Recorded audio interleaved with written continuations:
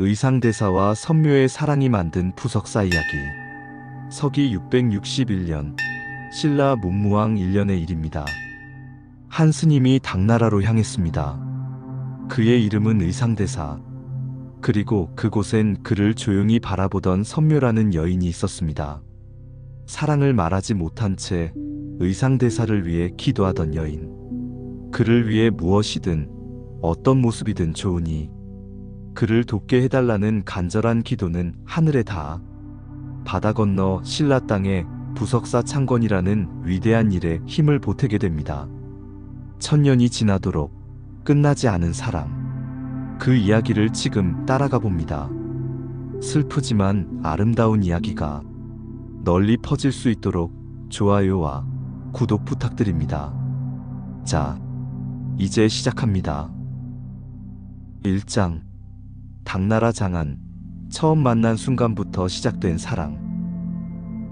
당나라 장안의 봄은 고요하고 따스했습니다. 붉은 벽돌로 둘러싸인 종남산 지상사의 경내. 그곳에 조용히 머물던 한 스님이 있었습니다. 고든 눈매와 고요한 기운, 입가에 맴도는 미소조차도 세속을 벗어난 듯한 사람.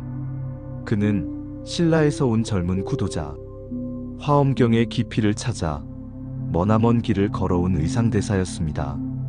의상대사의 하루는 새벽부터 밤 늦은 시간까지 경을 읽고 좌선에 드는 일이었습니다. 그리고 그 모든 순간을 멀리서 바라보던 선묘라는 아름다운 여인이 있었습니다. 선묘는 우연히 지상사 마당을 지나가다가 의상대사가 향을 올리는 모습을 처음 보게 되었습니다. 그날 이후 선묘의 삶은 달라졌습니다. 의상대사를 보기 위해 아침마다 절에 들렀고 의상대사의 뒤를 멀리서 따라가며 기도를 올렸습니다. 선묘는 의상대사를 멀리에서 매일 바라보았습니다. 그러나 자신의 마음을 말하지 않았습니다. 그저 바람처럼 의상대사 곁을 스쳐 지나는 것만으로도 좋았습니다. 그러던 어느 날 그녀는 의상대사가 귀국한다는 소식을 듣게 됩니다. 의상대사는 이곳에서 배운 화엄의 도리를 이제 신라에 펼치기 위해 돌아갈 것이라 했습니다. 선묘의 눈앞이 하얘졌습니다. 시작도 없었던 것처럼 이별 또한 없는 사랑이었습니다. 선묘 또한 이루지 못할 사랑이라는 것을 이미 알고 있었습니다. 그저 조용히 마지막 날까지 의상대사를 위해 기도할 뿐이었습니다. 2장. 이루어질 수 없었던 사랑. 간절한 사랑이 용이 되다. 의상대사가 떠난 날 장안의 하늘은 맑고도 슬펐습니다. 선묘는 그가 마지막으로 머무르던 지상사의 담장 너머에서 조용히 기다리고 있었습니다. 그러나 의상대사의 모습은 보이지 않았습니다. 대신 경내에서 짐을 나르는 이들의 발소리만 울릴 뿐이었습니다. 그날 밤 선묘는 잠을 이루지 못했습니다. 눈물이 하염없이 흘러내려 기도구슬에 맺혀 흘렀습니다. 선묘는 의상대사가 떠나면 다시는 볼 수 없다는 것을 알고 있었습니다. 그리고 새벽 그는 정말로 떠났습니다. 그의 법구는 배에 실렸고 그의 스승과 동문들은 바닷가에서 배웅을 했습니다.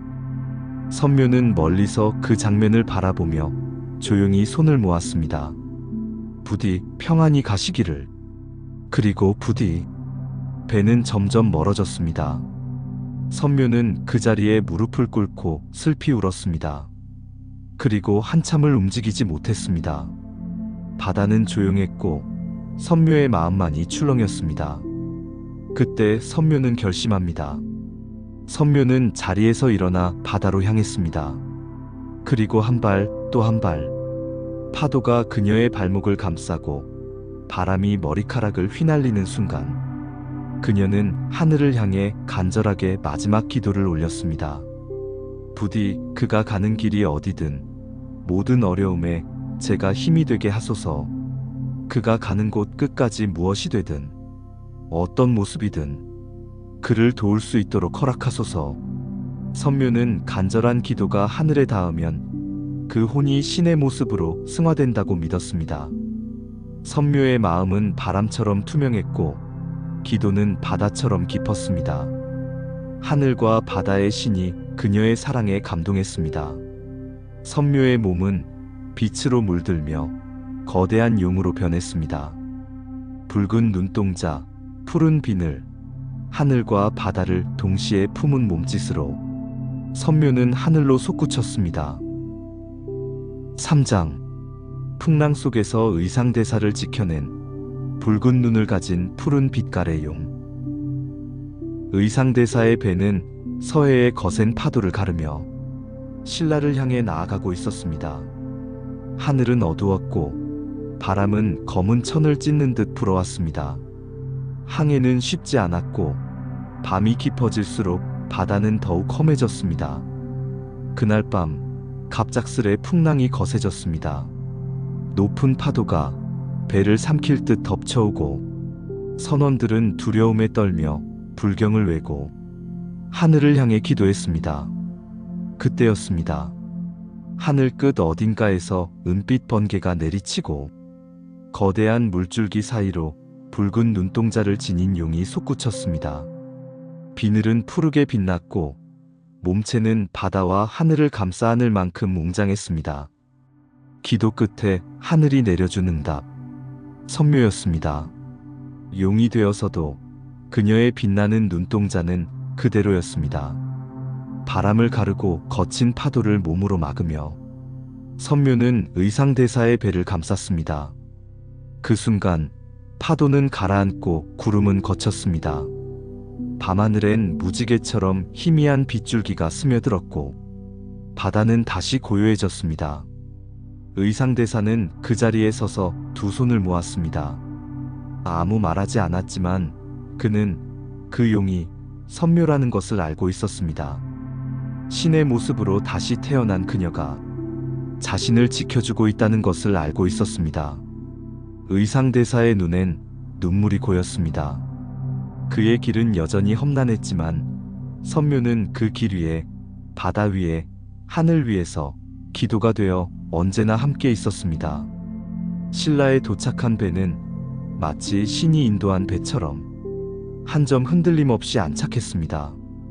그 누구도 그 배가 살아 돌아올 거라 믿지 않았습니다.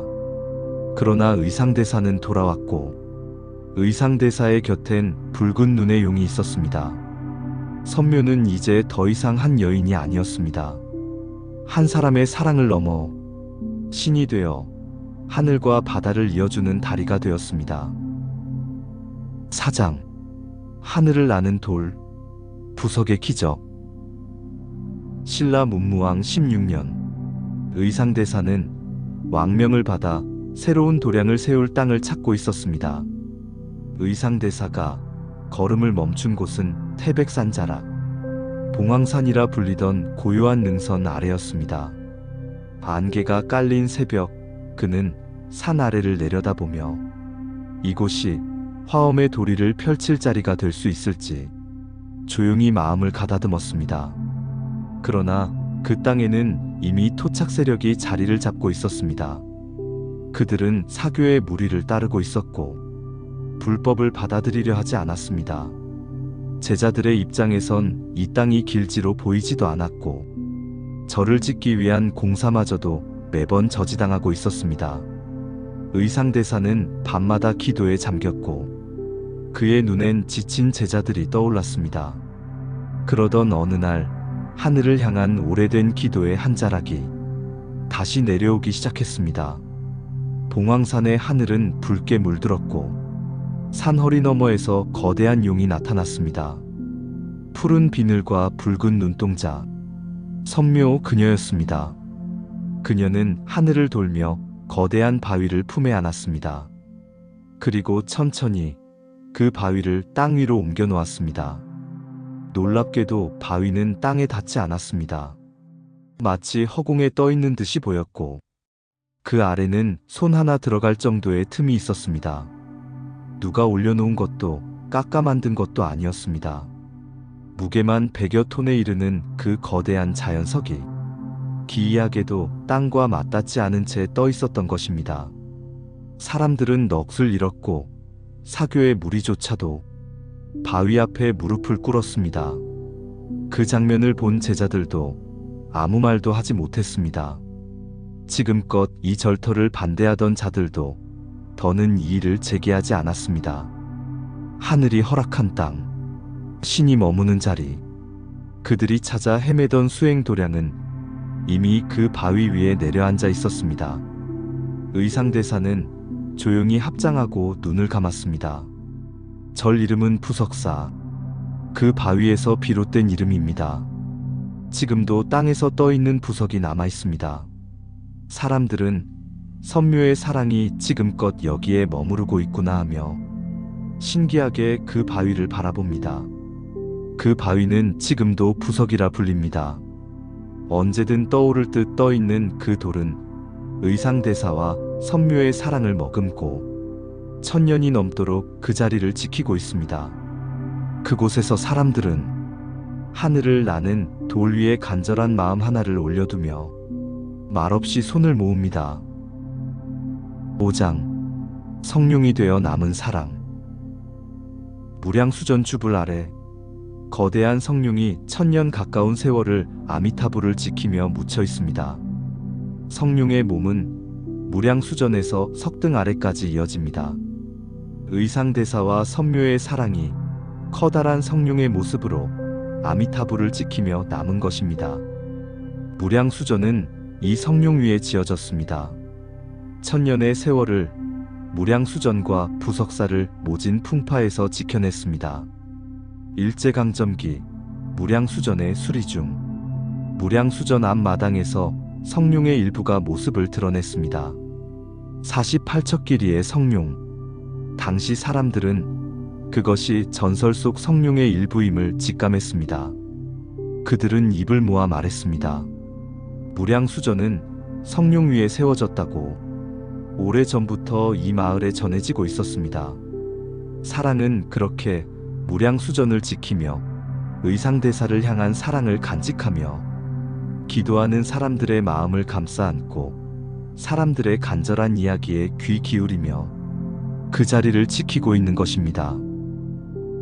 6장 두 개의 샘물에 흐르는 사랑 이야기. 부석사에는 샘물이 2개 있는데 그 하나는 선묘정이고 다른 하나는 식사용정이라 불립니다. 선묘정의 물은 언제나 가득 차 있고 마르지 않으며 그 물맛은 유독 부드럽다고 합니다. 그녀가 의상대사를 생각하고 바라보며 조용히 앉아 흘린 눈물이 샘물이 되었습니다.